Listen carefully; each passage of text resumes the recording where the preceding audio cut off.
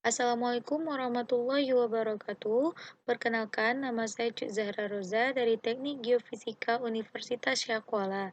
Jadi, pada kesempatan kali ini, saya akan menjelaskan mengenai aplikasi geokronologis. Jadi, pada bagian yang pertama, itu adalah pendahuluan, di mana sebelum kita mempelajari bab aplikasi geokronologis ini, kita harus mengetahui dulu apa itu geokronologis.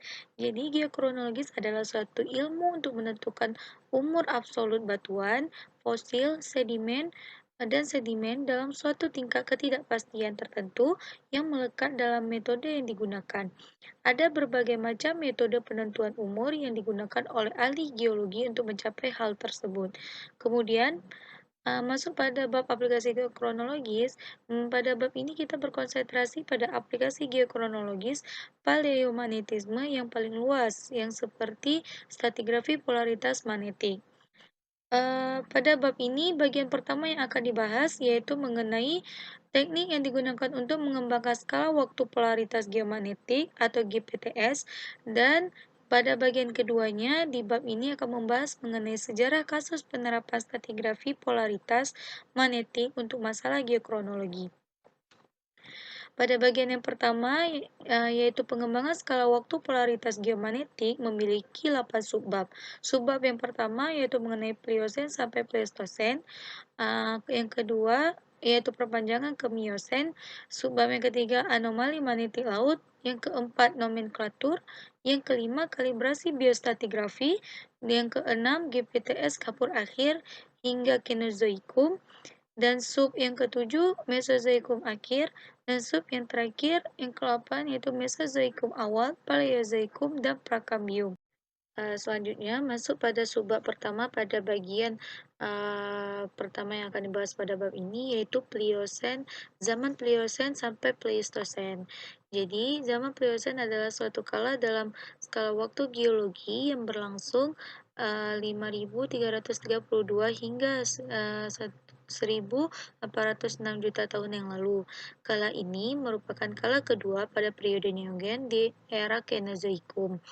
Kemudian, sedangkan Pleistosen adalah suatu kala dalam skala waktu geologi yang berlangsung antara 2.588.000 hingga 11.500 tahun yang lalu, dan Pleistosen ini mengikuti Pliocene dan diikuti oleh Holosen, serta merupakan skala ketiga pada zaman Neogen. Masuk pada subbab yang kedua, yaitu perpanjangan ke Miosen. Paleomagnetisme inti laut dalam memberikan informasi penting tentang urutan polaritas geomagnetik sebelum 5 mA. Asalkan akumulasi sedimen terjadi tanpa jeda yang signifikan. Dentrial dari partikel magnetik ketika sedimentasi atau disebut DRM dari inti laut dalam dapat memungkinkan penentuan urutan polaritas magnetik yang akurat. Selanjutnya, subbab yang ketiga yaitu anomali magnetik laut. Profil anomali magnetik laut merupakan sumber informasi terkait tentang urutan interval polaritas geomagnetik dari pertengahan Mesozoikum hingga saat ini. Esensi dari hipotesis penyebaran dasar laut menjelaskan asal mula anomali magnetik laut yang disajikan seperti pada gambar yang di samping.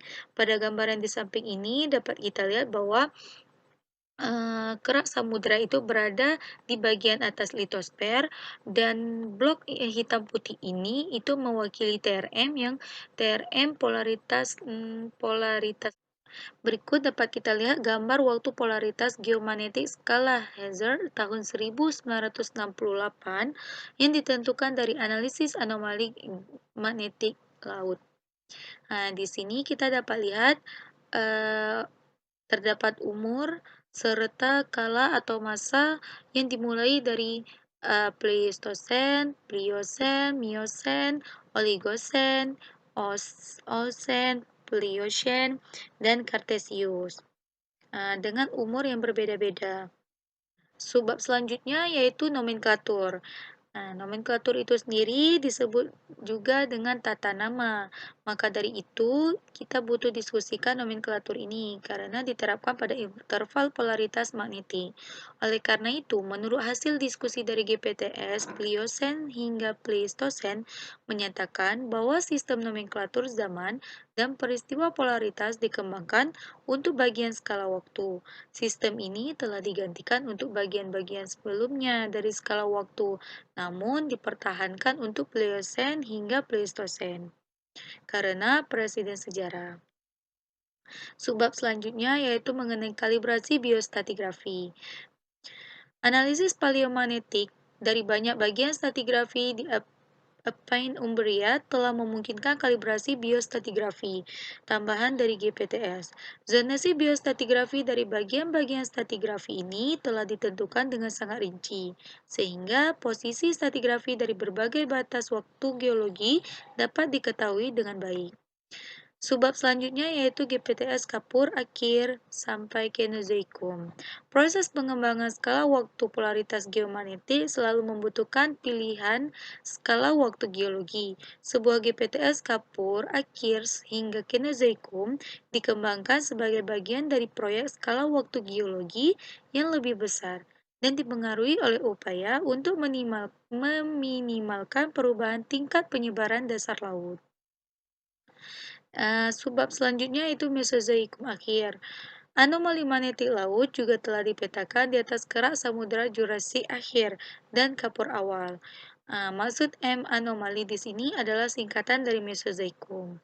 Dan subbab yang terakhir yaitu pada bagian pertama ini Mesozoikum awal, Paleozoikum, dan Prakambrium.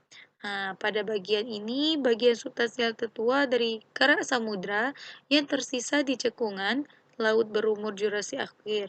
Jadi, penentuan GPTS untuk interval yang lebih tua harus dilakukan dengan studi paleomagnetik dari bagian stratigrafi terbuka di darat. Oleh karena itu, pengetahuan kita tentang skala waktu polaritas untuk Mesozoikum awal dan masa-masa yang lebih tua jauh lebih halus daripada untuk Mesozoikum akhir dan Kenozoikum. Kemudian masuk pada bagian yang kedua pada bab aplikasi geokronologis ini, yaitu terkait stratigrafi polaritas magnetik. Stratigrafi polaritas magnetik atau biasa disebut juga dengan magnetostratigrafi ialah suatu bagian dari paleomagnetik yang merupakan cabang dari ilmu stratigrafi. Dan magnetostratigrafi ini juga adalah ilmu yang mempelajari mengenai fosil kemagnetan yang terekam dalam batuan. Jadi, pada bagian ini ada beberapa subbab yang akan dibahas. Yang pertama yaitu prinsip-prinsip umum dari stratigrafi polaritas magnetik. Yang kedua yaitu formasi St. David Pliocene hingga Pleistosen. Dan yang ketiga subbab tentang deposit grup seawall. Dan yang terakhir mengenai sedimentologi seawall. Jadi, pada subbab yang pertama yaitu prinsip umum.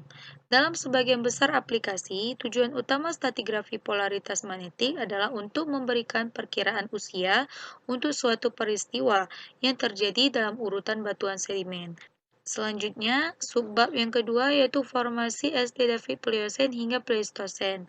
Contoh pertama yaitu aplikasi magnetostratigrafi untuk kalibrasi geokronologis usia mamalia darat Amerika Utara. Biostratigrafi Kenozoikum endapan benua didasarkan pada evolusi mamalia, sedangkan biostratigrafi dalam sistem laut didasarkan pada evolusi invertebrata. Kemudian, pada gambar di samping ini menunjukkan tingkat fosil dalam formasi St. David ditunjukkan masing-masing telah dikorelasi dengan GPTS. Kemudian, subbab selanjutnya yaitu deposit grup seawall. Kelompok seawall Barat India dan Pakistan adalah urutan sedimen benua Neogen yang ditumpahkan dari Himalaya ke anak benua India selama tumbukannya dengan Asia Selatan. Kemudian, subbab selanjutnya atau subbab terakhir dari bagian kedua pada bab aplikasi geokronologis ini ialah mengenai sedimentologi siwalik. Contoh terakhir penerapan stratigrafi polaritas magnetik adalah studi sedimentologi sedimen grup siwalik dekat Donpatan yang ada di Pakistan oleh Berenmeyer dan Tausi pada tahun 1982. Jadi, sekian yang dapat saya sampaikan. Mohon maaf, saya akhiri dengan wabillahi taufiq wal hidayah. Assalamualaikum warahmatullahi wabarakatuh.